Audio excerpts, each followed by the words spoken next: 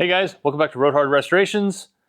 Today I am going to show you a neat trick to get your e-brake cable out of your old backing plate for your drum brakes.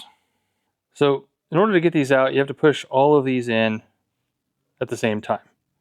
And trying to get that in there with the screwdriver is a pain in the butt. So what I use is a hose clamp.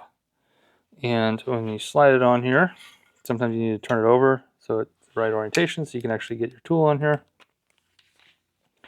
And you gotta be careful about the tail that comes off the end. Sometimes it gets too long, kind of interferes with the operation here without pinching your fingers.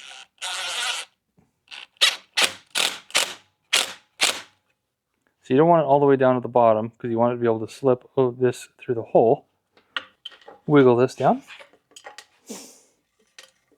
Sometimes you need to turn it. I mean, this thing is really rusty, so your mileage may vary a bit but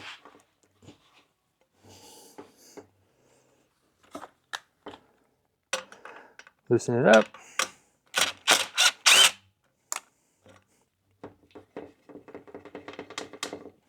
You can see how it's coming out now.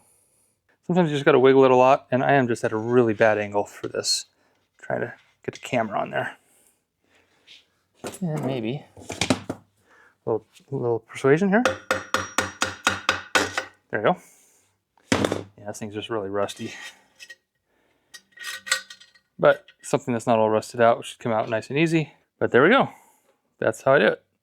Just clamp around here, squeezes them all together at the same time, and just wiggle it out. And if you need a little persuasion, a little light tap with a hammer did the trick. All right, that's pretty much it for this video.